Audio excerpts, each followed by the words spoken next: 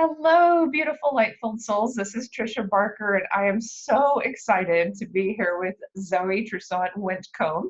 And she is a transformational therapist, and she's going to be with me in the south of France this summer. And this is just, it blows my mind that this event is really occurring, but it is Reflections on Death and Dying, a retreat this summer, 2019. And I will have the links to her website and to this retreat below. It's through Holly's Funerals out of the UK. And there is much energy, much beautiful energy that is being brought to this place to really teach others about the reality of the angelic realms and the transition of death and dying, how it can be so much more loving. So, Zoe, thank you for joining me today.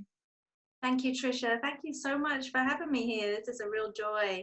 Oh, it blows my mind that we're going to be able to work together and be at this retreat. It's just a beautiful experience. And could you tell me a little bit about how you got interested in this topic and helping people transition in beautiful ways? Of course, darling, of course. Gosh, my journey started a long time ago, and it started literally with the death of somebody I loved dearly. And I trained as a doula. And when I trained as a doula in the last 3 years, I had a really good time to reflect back into why am I doing this? What is really happening for me? And I could really anchor that. And so it helps me go all the way back to that time when I realized what was missing from society when it comes to death and dying. And what's missing is the truth, the love, and the care in a more spiritual and emotional way.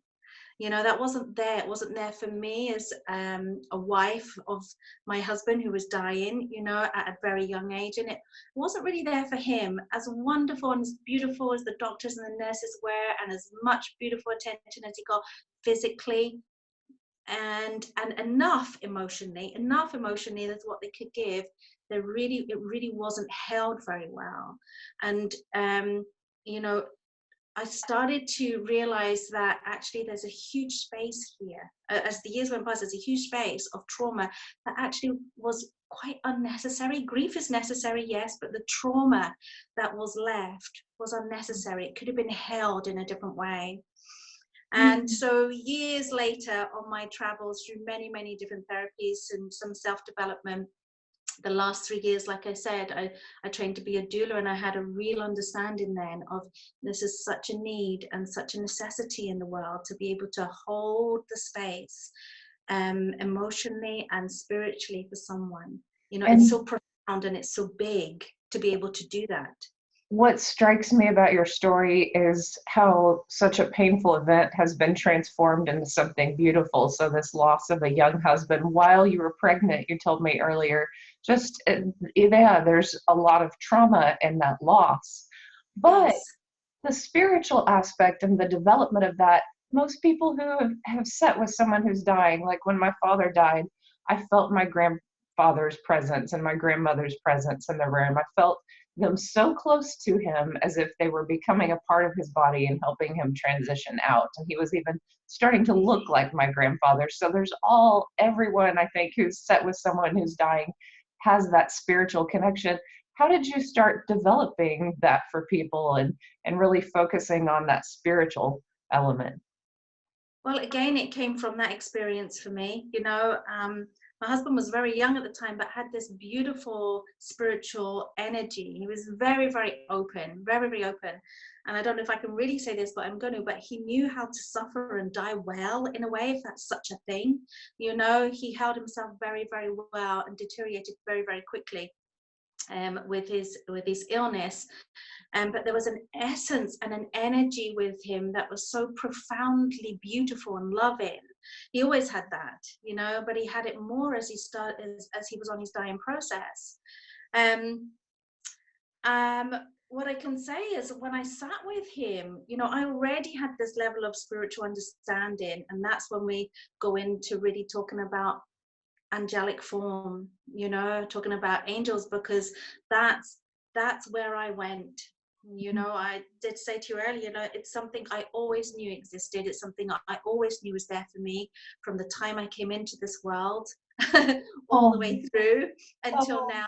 But at that point in time was a desperate call for those angels to really support the situation I was in, for me as an individual, for my husband as an individual, and for the family. So my spiritual development started, you know, really then. I went on a big search, a big, massive transformation, almost like I help people with now, funnily enough. yeah. But big transformation there in working, especially with angels. And And you know, my so, husband would really relate to this. He would really work with this, and an incredible amount of peace would come mhm, over him when we were both together, calling in and allowing that energy to move through us and through the room, you know. that So is, from one perspective, it looked like he was really suffering. And actually, in truth now, and in hindsight and in reflection, I know he wasn't, because of how strong that angelic form was that he held and that was working through us at the time. oh, and and many people know from my story, I know the angels to be real from my near-death experience. They were so strong and so vivid, and that light that they sent into my body was so healing, so transformative. And I know that they're there to help us transition and to give us healing and to give us intelligence Yeah. and knowledge. And I feel sometimes with them that they'll send me light, and it's a form of intelligence or healing, and I don't even know how it's going to play out later, but it's just in me. Do you know what I mean? Do you know that experience? Absolutely, absolutely, I really do. And you know, for me, that working with, you know, working with this situation, is this situation that triggered it all, this big death in my life at a young age. Working with angelic form at that point in my life, you know, almost it lifted me through a scenario that now I can say, yeah, of course it was traumatic, but you know, it actually, in truth, it could have been a whole lot worse. You know, I felt the presence. I knew it was there. It was an absolute for me. And it was an absolute for my husband. It Mm, was almost, you could feel it in the air. And I still feel that until this day. I know the air changes. I know when I feel color and support, like there's wings being wrapped around me. I know the light activation. And it's so powerful. It just opens our hearts. You know, it's just love. It's just pure yeah, love. yeah. So that guidance was the primary force of support and love in this world, but also but beyond this world, you know. And I knew it was the support that would help my husband in his transition, you know, to the other side. and And and just, and I felt it and I saw it. I saw many, many lights, many, many energies, many just falling into my space and into the space of the hospital room as well. it's so amazing that he was aware and you were aware and you participated in that together. That makes my heart sing in certain ways. I do have a question that maybe our viewers might have too. Not everyone has that connection to angels, like, and that certainty that we do. And have you helped people access that? Do you find that your faith and your certainty and your knowing activates that in others? I find I can do that for people sometimes. Is that Yeah, something I you're think because experiencing? I think when you carry an absolute deep knowing and you live that presence, you know, for I remember being in meditation once, and you know, clearly I knew Archangel Michael was communicating with me, and he said, you're not human beings anymore, you're angel becomings, you know. Hmm. And it really helped me anchor the understanding that the more I know that this love is holding me, the more I actually am this love. I am angelic form. And I think with the absolute knowing, when people step into your vibration, or when you're clear in the way that you speak with people, or the energy that you come with, I'm not in any way saying I'm an angel. I'm saying I hold a level of presence sometimes that I know is a very high frequency. And the impact of that, even when somebody walks into your energy field, is huge. You know, it can transform someone in the silence, and you don't even mean to. It's just love. You know, it's just Yeah. love. I think there's something about the real not even pulling. It's not about pulling angels in or anchoring them to, there's no tension around it. It just is what it is. It just sits there with me. And I know it's felt, and I know from the transformational therapy that when people come into my therapy space, that there is something that happens in the energy. That's moving. Something big is healing. It's the healing that comes. There's a calmness, there's a peace, there's an okayness, there's avenues that seem to open up in people's minds where they were felt a little bit hopeless before. Yeah. Start to happen. I know this, Trisha, because it happens a lot, but that's the way it is. It starts to transform people before you've even opened your mouth to give any guidance in any way. The energy is already rooted, and that's what I love. That's what I love. And the angels know, they're so kind. Like I see when someone is surrounded by deep pain and deep suffering, I'm sure you've seen this. Maybe they have a chronic illness or something in their life. Sometimes I've seen angels just hug their soul, like they're just rocking them, with this absolute love and comfort, like you're okay, because that's what they need in that moment. Like the angels know what that person needs. And I just love to witness it, and it unfolds in such beautiful ways. I'm sure you see things like that, just absolute miracles. Absolutely, darling. Absolutely. In each, therapy session or in group workshop stuff where I'm working with angelic form, there is just a profound shift, a profound difference, in the energies of people, the lightness. And that's one word people will always use. I feel lighter just turning up, Yes. I feel like just turning up, Yes. whether they room or whatever you brought, what you bring. And I know it's angelic form that's done that. It's much bigger than me, not my little me. It's bigger, it's huge. These amazing, and I see angels more as a collective consciousness, a really huge collective consciousness that works in light. They do a dance of light through me and in me, and and I see that very, very much, and I feel it. And I know that reporting from clients in healing sessions or just by being present in that space, they're also experiencing more light and this color, and this is how I'm feeling and I'm tingling with that. And it just gets lighter and lighter. So it's like, this beautiful reality, and we have to really word this really well, because angels are a reality. They're not an airy-fairy concept. They're not something that lives just in the mind. They are an absolute, and the more we have experiences, direct experiences, like I've had direct experiences that you've had a profound experience, you come back with that truth. You come back with the truth and you live in your truth. That experience and that energy can never be denied. Yeah. Yeah, and it's such a simple concept, light. That's what I saw in the near-death experience, was to remind people of their light.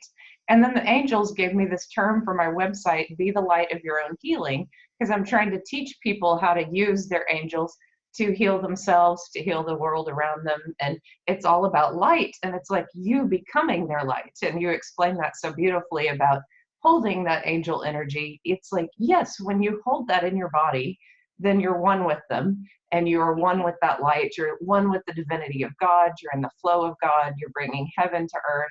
You're bringing more light to this world, and transformations happen all around you. Like it can't help but happen. And that's just the magic of it. But yeah, I love your explanation.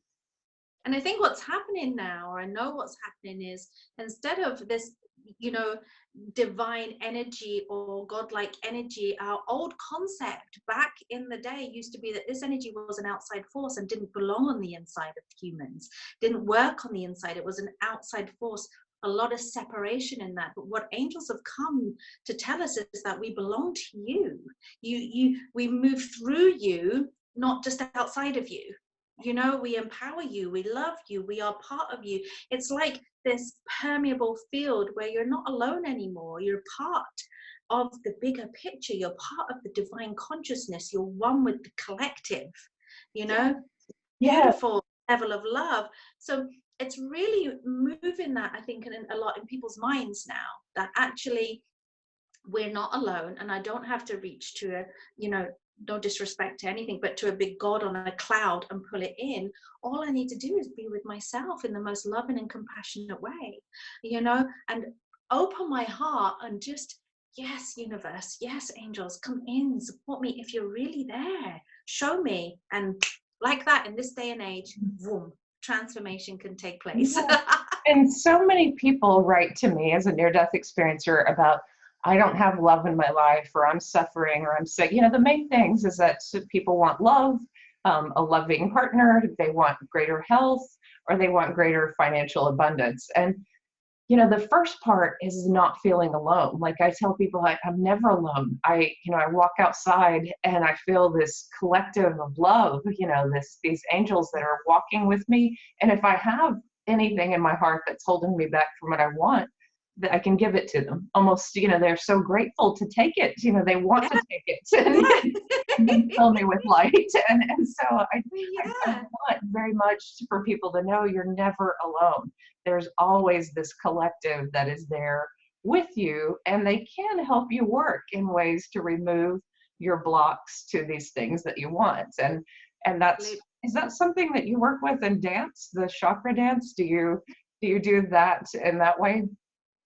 Yeah, absolutely. In chakra dance, oh gosh, chakra dance has been one of the most wonderful. I get super excited when we talk about it, Oh, along okay. with the therapy. But what I want to help people understand is all of these things are interlinked. They're not one separate from the other.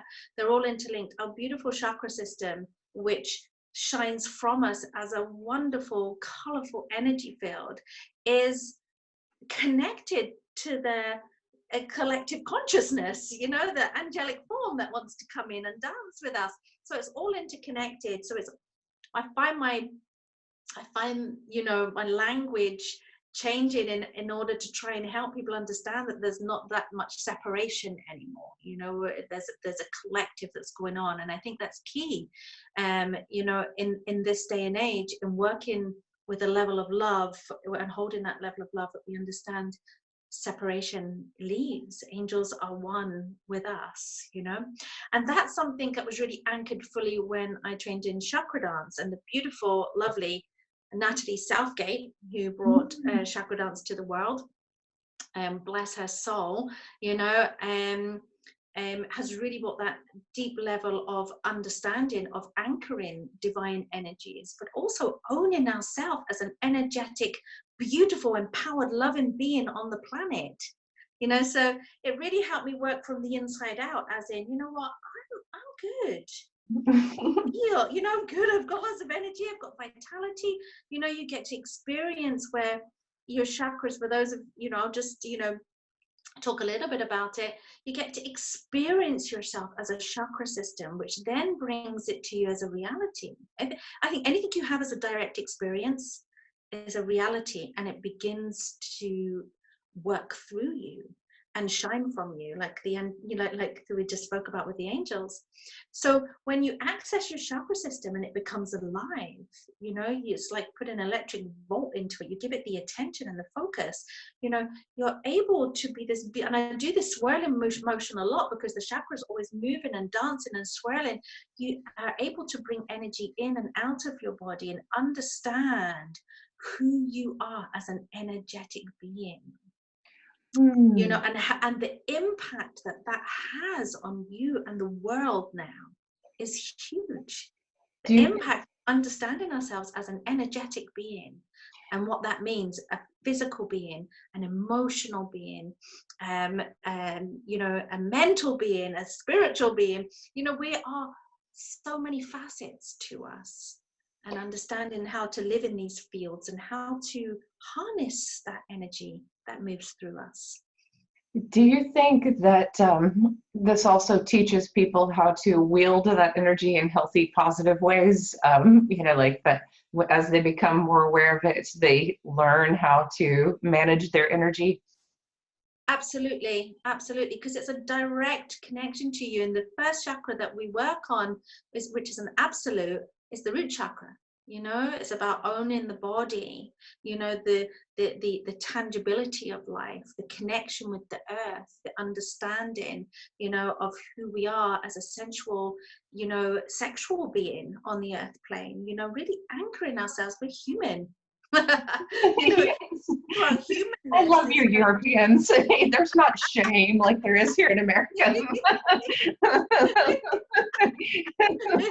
Yes. and I think that's the thing, isn't it? You know, I remember, you know, I think it was Wayne Dyer, you know, saying that, you know, we're spiritual beings having a human experience. And Yes. that's what it feels like to me. Yes, of course we're a spiritual being having a human experience. And it's like, oh, yeah, I've got a body, you know. I know. And That's sometimes we I, need that. We we need need that to know food. that, We need right? that grounding. And it's so important. And what I've seen in chakra dance is I've seen that actually many people suffering from ill health in many different ways actually haven't fully incarnated into their body. They haven't actually anchored themselves into their root chakra. They haven't got in. It's been Hmm. too frightening. It's been too scary. And you know, right? You know what it's like. I want to stay out there a little bit. If I'm connected out there a little bit, I don't have to be in this body. It's so dense. But really, Yeah. for a beautiful, loving human experience, getting into the root chakra is where we need to be in order to function well on the earth plane. And I with I totally agree, that the near-death experience leaves a lot of us near-death experiencers kind of brokenhearted for God our whole lives, because we experience that download of love so intensely, and then we look for it here on earth and we're like, oh, okay, I'm not going to have it here. I'm going to have to yeah, bring it here. And then, there's this brokenheartedness that I see in so many of them. But you're right. There's something about that root chakra. If you can learn to love the body experience, love yeah, food, love sex, love dancing, love, all of these things that make us so human. Hugging people, just being grounded here on this earth, walking on the earth, being in nature, then you start to appreciate this journey more and realize that yes, it's temporary, and yes, that other realm is so beautiful and that love is so perfect. But that's our job, is to bring the perfection into the that to broken. here, into here, yeah. Yeah. Yeah, absolutely, absolutely. You And know, and how does dance work through the other chakras? Like, I'm really curious now. yeah, of course. So the process is that the music resonates. There's music made that resonates with each chakra. There's a sound, there's a tone which opens, you know. And so as you work through each chakra, there's a resonance, there's a music that opens. And what you do in chakra dance is you dance with your eyes closed, by the way, you know, you're blindfolded, not, and you just to gently be with yourself, so you don't keep opening your eyes and being on the outside. The key is we've got to be with ourselves. We know that, right? If we can't be with ourselves, we can't fully be with another. And we've got to really learn to be with ourselves and find out and go on the journey of who we are. And diving into the chakra system, to me, has been the most beautiful, safest way. It's been guided by the angels for me, you know, to go in and for them to drop down into each chakra and to show me who I am.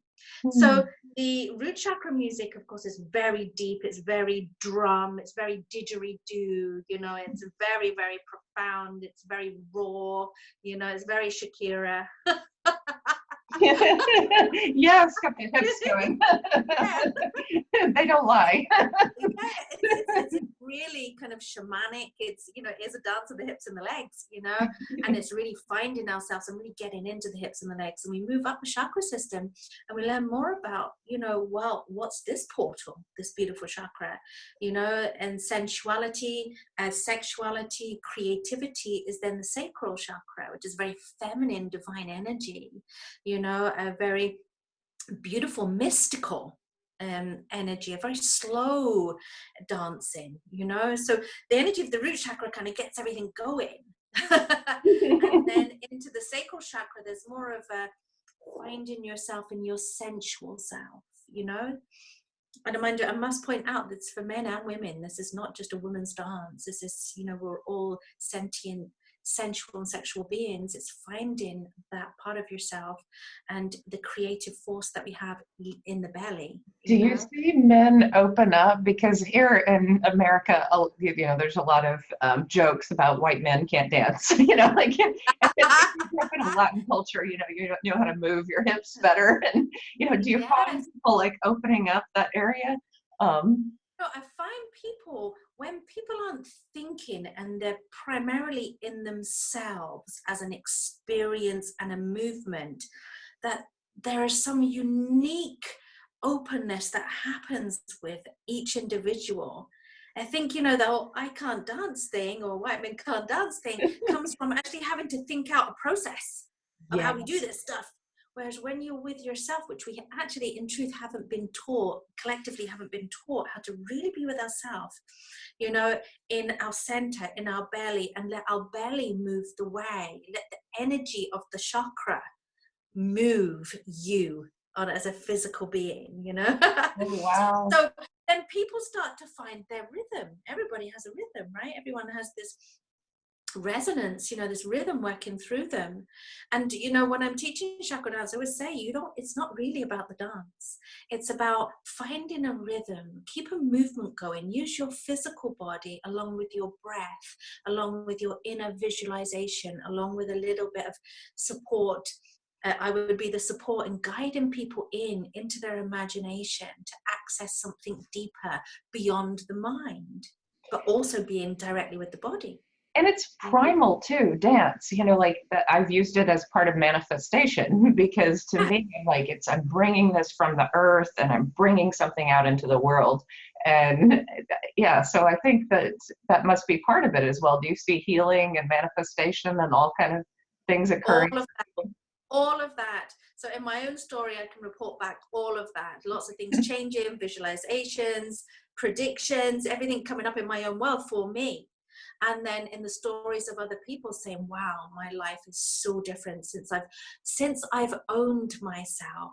Oh, Isn't that beautiful. beautiful? A few people said, since I began to own myself and find out who I am on a core level, because I think it is about that. We need to find out who we are deeply inside, and we need to stop limiting ourselves. As we are way beyond the human form, but we must own and honor the human form in order to reach out, and connect with the other worlds that are beautiful and loving. And do you see real healing occur? Because I see chakra systems, and I saw that by the next chakra in my power center, after experiencing, trauma, sexual trauma, that was the center that was damaged, and I could see it. And it took time to rebuild this. Do you see people with damaged chakra systems begin to heal and change? Yeah, absolutely. It's the whole transformational thing. There's a break. We can't. My whole statement is you cannot build a golden palace on broken foundations. You've got to really break down. So there's that breaking down, and you had your own breakdown, massive breakthrough. Which was literally your body to breaking, along with everything else that had to go in that, your emotions and the way that you believed things. It's the same process that happens. And what's a joy about this is that we can all do it consciously now. Yeah. It's like, darn, if I'd known this before, I I need know. to be that drama in my life. It's like, and that's what the angels say to me a lot. You don't need to be on your knees, to be calling out to the angels. You don't need to be suffering to be calling out to the angels. Yes. You work with me, I'm your friend, be with me, let me be with you every day. Ask me what you need. We can help, Oh. Don't you think that we're speeding up healing on the planet too? Because as we Oh, learn this and as we're conscious of it, we make other people more conscious and bring it in faster and at higher rates. I honestly believe this. I really believe it, and I feel it. I had a little chat with you earlier on. I was saying there's an urgency that I need to keep a check on in myself, because I can throw it into doing, which is the wrong thing to do, doing too much, overdoing, and I need to harness it very much for using it for powerful transformation for myself and what I want to do in the world. you know, for our talk retreat that we're doing, for things that need shifted and changed in the world, for a new consciousness to become really alive, you know. So yes. Yeah, and Yes. it excites me too to think, that people can heal quicker, that these healing transformations can speed up. And I think that, when I see that possibility, I get so excited because I've had some miraculous healings, with the help of angels and I've talked about this before in other videos, but I've healed some major wounds in 5 minutes of angels, like just Yep. coming in, pouring in that light. Can't even remember what happened, like I'll have a vague outline of something that was painful and I'm like, okay, whatever, you took that away. It's on. That's right. And you know what I hear mostly from the angels is they say to me, it doesn't take time to heal anymore. It just takes love and intention. And that's all. Time Oh, doesn't exist in the world of healing. It's disappeared. It's gone with the old level of consciousness that we used to live in. Time belongs to the mind. It doesn't belong to the soul. The soul can heal like that. And if you want healing, that level of experience and faith and understanding and angelic anchoring creates healing in a moment. And I've had my own spontaneous healings. I know how to move through that, with oh. myself, like you have. And I've had other people in and around me do it themselves and with assistance and support in my healing therapy Um, room. I want to go back to the topic of death and dying since, that is the topic of the retreat. And that is something, that we all have a piece that we bring to that retreat. And could you tell me, because I can't wait and I hope I get to attend your workshops, but could you tell me a little bit more about what you'll be doing at the retreat beyond the chakra dance? Sure, darling. um So what I want is to be able to support people with access and divine connection. Yeah, whatever that may be to them. And the process I will take, or make, is working with angelic form, working with angels. That's what we're going to be looking at. And I want to help remove old negative concepts around what that means. I want to help people get past their thought processes, get past their limitations, and to really access a divine presence in themselves and to anchor it fully. So the whole journey of the workshops over the retreat is to access your divine and anchor it in your body at the end of the retreat with chakra dance. So, so could Yeah, you tell me, I know that there will be some people who watch my video who just say, I want to feel angels and I don't feel them. How do you help people who just feel blocked? well, one thing is that we have a concept about how they should show up. Yeah. We have a concept and we have a judgment and a limitation around how they should show up. And what I would say to anybody is, I would say, just check in with that and drop it. Just drop the expectation of how they work with you, because the universe is constantly loving us, and the universe is filled with a collective of angelic forces that are constantly bowing at our feet with, how can I help you? Our limitations and our judgments and our lack of ability to receive, that keeps it at bay. So Yeah. I would say to someone, do some work on looking at your levels of receiving, let them Yeah. in, welcome them, and be open to how they may show up in your life, Yeah. without looking. I think if you look too hard, you miss it. Yeah, yeah. And if you just believe and just open, then a lot of times it comes in and you're not even aware of it. Like I didn't know how they were going to come in when I first started teaching at the public school system. So I would go to the bathroom before my first class and I'd pray and I'd say, well, I saw you working through the doctors. Maybe you can work through me. And the way I feel it is they would come in through my back and then they're just in my body and they're speaking through me sometimes, and they would speak through me to a person and my consciousness would be moved aside. I wouldn't even know what I'm saying to the student because there was sometimes a deep need that the student had for a particular sentence, and that's how it ended up working through me, just in these, but it works in different ways now. So it evolves and it changes. And I think everyone's experience can probably be individual. Do you find that? I think so. It's interesting how you said they come in through your back. For me, I get what I call, probably not the right word to use, but I get a little microwave feeling in between my shoulder blades. almost bizarrely enough, like there's wings or something, you know, like Oh, a little microwave feeling. It's a buzzing, you know, it's an opening of the heart chakra for me, you know, I'm sure it's that. Um, but when I'm teaching in workshops, the minute I say Archangel Michael or Archangel Raphael, I become the energy of that angelic form. You know, Archangel Michael, I start to speak louder, and I kind of, my consciousness does step back, and I've got direction and power, and, you know, I've got this a bit of a bombastic energy about me that is otherworldly. yeah. It's unexpected. And then we can just breathe that out, and we can give gratitude, and then I can start speaking about Raphael, and Raphael's the emerald green angel, and I work with primarily, which is all about healing and the heart, and, you know, forgiveness, and, you know, that you know, really works with the Christ consciousness on bigger levels, and it's a very energy, and I become that when I'm talking in a workshop, and I'm like, oh, can't, oh, you know, Oh, relax.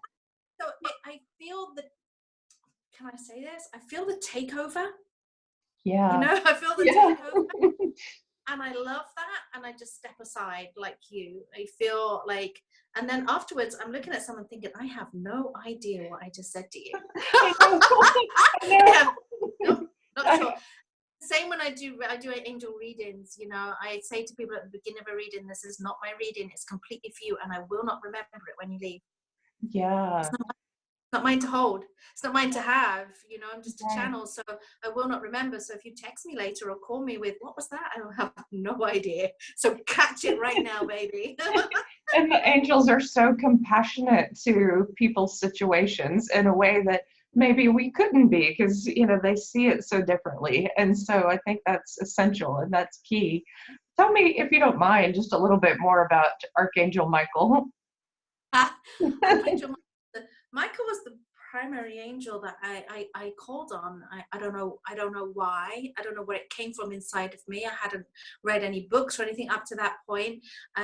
Michael was the name of my father. You know, Michael is in the names of some of the family members, and it's like an energy that gives me strength and gives me that fatherly hug.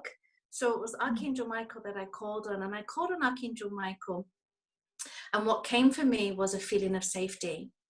And he's been communicating with me ever since around how important it is to feel safe in the world, to feel safe on an inner level when the outside world feels very unsafe sometimes, you know, a lot of the time. And to carry that inner safety with you. So Michael really taught me about safety, inner safety, and to breathe his light in, is to breathe it in and down my spinal column all the way into my legs. It's a beautiful exercise, by the way. Anyone who's watching that is to breathe in specific angelic light, the blues for Michael, the greens for Raphael, the golds for Uriel, you know, and again, the oranges, it goes on and on. But for Michael, it's the blue light. And the Thank blue light guided me. It was beautiful. So Michael's really a strong energy, backbone, power. If you ever see a picture of Michael, you see him with a shield and a sword, and that's got nothing to do with war. It's got to do with, I will protect you, and I will cut the cords to any fear and any pain that you are holding on to. So as a primary step into working with angels, I would always suggest work with Michael first. He'll help you feel safe.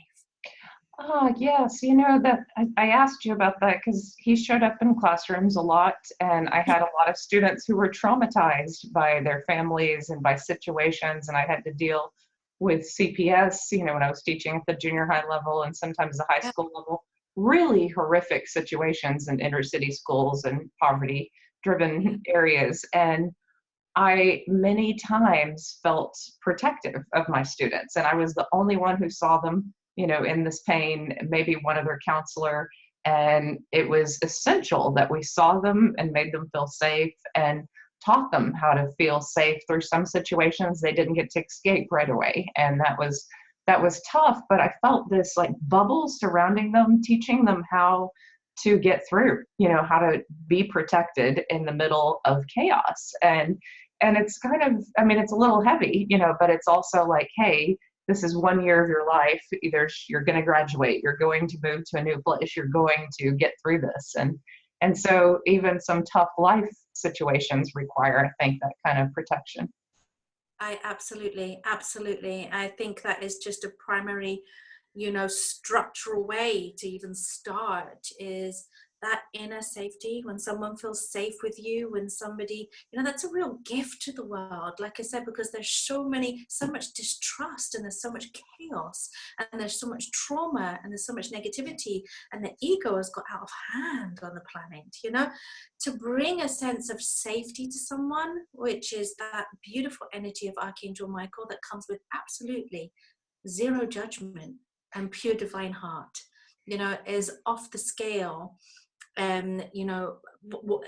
It's just so beautiful. It's just so what is needed. So if we can, like yourself, teach children to be able to just have that. It's non-denominational when you work with angels. You just bring in the light, bring in the blue light, surround yourself in a bubble, and get them to use their imagination. I think it should be taught. Angel therapy on this level should be taught in all schools. Oh, yeah. It was so amazing. Students with emotional problems. If I did a meditation with them, it would change, and they would be able to read at that point, and they'd never been able to read a story, never been able to concentrate. Sometimes they're prescribed ADHD medication, and what they need is meditation, not medication.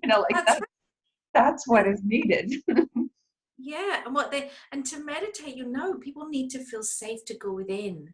It's this whole, I don't feel safe to go within. I don't even know who I am in there. And it's this whole new domain, this new world of reaching into to ourselves, and what you bring, Trisha, is that pure divine safety, enough to allow people to go inside, and I think that's so important to recognize.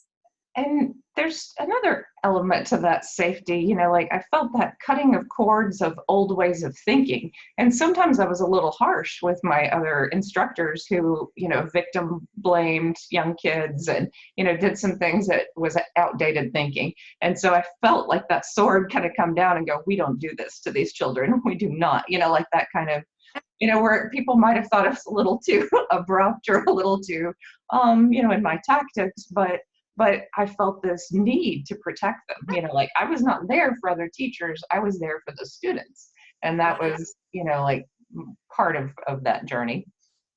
And I really truly believe that Archangel Michael and then comes with, if you don't mind me saying, a no shit energy. This is an absolute, so boundaries is really huge. That whole kind of lifting your arms up, protecting children or protecting people more vulnerable. Archangel Michael can come with that force. He comes with, this is just what's happening. Right. He's not, he's, I say he, and okay, we talk about angels as a gender, but he's a masculine frequency because he comes with, I will protect you, and if it takes me being able to raise my voice and saying, absolutely no, you do not talk to people like that, or you don't do this, or you kind of feel like you're cutting, but actually the intention is, I'm just loving these people hard and they need me to protect them right now. And Michael, so I just think he doesn't take any BS. I love that. I get it. I totally get it. Oh, that's so beautiful. Well, is there anything else that you want to say about the dying process and that beautiful spiritual element that we're bringing to that process? I think the dying process needs attention, it needs love, and it needs space. And many of us now are turning our whole attention towards the entrance into this planet and the exit from this planet. And I think it's sacred. It deserves sacred energy. It deserves a bow in and a bow out, rather than a joyous coming in and a not looking at the out. We need to be held at both gateways. Yes. And lovingly. Well, I do come across some people who don't even want to know their diagnosis, don't want to face death, don't want to think about it all at all. And that kind of shocks me as a near-death experiencer. I'm like, oh, no, let's jump into it and, embrace it and love it and experience it. Do you find that and you're part of the world too, that some people just block it? Of course. And I think, you know, what it is for a lot of people is it's the letting go. You know, when people ask me what I do, I say I specialize in helping people let go with love. That's what I do. Mm. It's Yeah. helping people let go with love. That's what I specialize in. And if it means it's just, you know, letting go of something in your life, from the smallest little thing to letting go of a way or a habit of being, to the bigger preparation for death, and learning how to really let go of this life when we're ready, you know. And So it's the learning how to let go can help people really diminish that level of fear around death. And that's my, you know, that's my challenge to any listeners, you know, is let go, learn to let go with love of the little things in life that don't actually serve you anymore, you know, that you're done with. Learn to let go of old beliefs that don't serve you anymore, and look, opening yourself up to new and more beautiful, flexible ways. And mm, that really does prepare us for our death and dying. The other thing is, people like to keep control of all the stuff, and they don't really, you know, we were taught very, very well, training to be a doula, to be comfortable with the unknown. yeah. Now, you know, because you've been there. But most people, so you can dive into it like, oh my God, it's the most amazing thing. You have nothing to fear, you know. And I know that. I know I've not had a near-death experience like you have, but I know what that feeling. Yes. From And the process I've been on, but a lot of people don't, because there's still these concepts built up on, you know, some negative thoughts and beliefs that have been given to people through life, religion, that, you know, that it's scary for them. So I yeah. think it's about really looking in at ourselves and just paving the way for a new way of being, or being open and flexible is enough, you Well, know, to be okay with the unknown. and here's, like, I know that love goes on, but I talked to someone else who has kids, and they're like, but I'm worried about them, even though they're adults. I don't want to leave. And, I don't, and I was like, your love will still be connected to them if you can teach them to access you in that way. You will Mm. still have a real access to them. I mean, I'm still connected to my ancestors, but then, that root chakra level, you don't get to hug them. You don't get to have dinner with them. And so that's the painful part for people. That's the painful part. That's right. And it's a transition in love, like you just said, that physical, practical, you know, touch in this whole earthly thing that we have here, which is beautiful, you know, is that disappears. It dissipates, and a new level of love arrives. And we don't know what that new level of love is. It just, yet we have to trust and open up. We don't have to, but it helps that there's something more beautiful coming. And when I'm running workshops, I do these awakening to death workshops with my colleague, and I just challenge people, and people say, well, I won't see my grandkids come into the world, I'm terrified of that. And I say, how do you know? How do you know them come into the world? How do you know you won't be right there? How do you know you won't be holding them as they come in? How do we know? Oh, I To keep, know. so to keep open the possibility that there's more there than we realize, much more. I have felt some classrooms. I felt so many ancestors. I taught a course in New Orleans, and I Oh felt all these ancestors like banging on the outside, like all I these love spirits it. wanting me to help their kids. And I'm like, woo, we got a lot of ancestors here today. Like, so they are Wow. still connected to their grandkids. I think many grandparents want to be the spiritual guide throughout life. I mean, my grandfather stays connected to me in certain Yeah. ways, and it's really kind of neat because some of these shows have actually honored him. The Dr. Oz show has a little picture of my grandfather because I met him in heaven, and he was dying when I was 10, and I could feel it in him. I was the last person he said goodbye to, and I knew he wanted to stay with me, and he has. And so, Yes. So you know that to be a truth and a reality, for you, which is beautiful. It's just the form changes. My best friend died last year. She was only 59, and I saw her through a dying process. It was bizarre because I was training as a doula, and it's somewhere soul levels, like she said, okay, you can work with me, and she oh, was diagnosed with CJD, and she died very, very quickly, you know. And what I wanted to say was, I loved her. and I loved her all the way through it, and I loved her all the way through it, right out to the other side. And the truth is now there is so much loving connection. She lives in my heart that I don't have to miss her, because there's nothing to miss because she's already here. Oh, You oh, know, I grieved with her, we loved, we cried, we hugged, we did everything, but I don't have to miss her. And whenever I go into it, do I miss you? I'm reminded, no, I don't actually miss you. I don't need to, because you're with me. You're one yeah. with, she's one with me. I feel her in my heart all the time. So a little bit like the guidance from your granddad, I get overwhelmed with that level of love. That level of love is so profound. I mean, we can talk about it here and energize it here, but really feeling the interconnectedness of the worlds as people pass and yet they're gone, but they're not. They're still here. Yes, yes. And, and I know. And that level of connection is kind of amazing. I had a friend right after my near-death experience who was a Reiki worker, and he always told, his name is Clyde, and he always told us that he was going to die before us. And we would go, oh, you're just, saying that. And then just a few years ago, he got throat cancer out of nowhere and died. And he did not smoke.